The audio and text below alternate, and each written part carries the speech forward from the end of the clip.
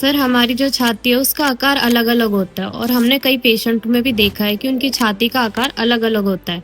तो ऐसा क्यों होता है और ये किन किन बीमारियों में देखने को मिलता है? ओके, तो हमारी जो छाती होती है उसका शेप अलग अलग तरह का होता है। तो आज मैं आपको इसके बारे में बताऊंगा। पहला है बैरल शेप चेस्ट। इस तरह की छाती जो होती है वो पल्मोनरी एम्फाइसीमा में, क्रॉनिक अस्थमा में या फिर सीओपीडी है पेशेंट को, या जो पेशेंट बूढ़े होते उनमें इस तरह की छाती दिखाई देती है। दूसरा है फनल चेस्ट, जिसको पेक्टस एक्सावेटम भी बोलते हैं। तो इस तरह की जो छाती है वो कंजेनाइटल चेस्ट वॉल डिफॉर्मिटी, मतलब बचपन से ही किसी की छाती में कोई डिफॉर्मिटी है, रिकेट्स है या फिर मॉर्फन सिंड्रोम है या रिस्ट्रिक्टिव लंग डिसीज है, तो इस तरह की कंडीशन में जो है फनल चेस्ट दिखाई देता है। तीसरा है पिजन चेस्ट, जिसको पेक्टस कारिनेटम भी बोलते हैं। इस तरह की छाती जो है रिकेट्स में या फिर किसी को कंजेनाइटल डिफॉर्मिटी है या मॉर्फन सिंड्रोम, इस तरह की कंडीशन में दिखाई देती है। चौथा है काइफोटिक चेस्ट। तो इस तरह की जो छाती होती है वो टीबी की वजह से, ऑस्टियोपोरोसिस की वजह से या जो बूढ़े लोग होते उनमें दिखाई देती है। इसके बाद बात करते हैं स्कोलियोटिक चेस्ट के बारे में। इस तरह की जो छाती होती है वो न्यूरोमस्कुलर डिसऑर्डर की वजह से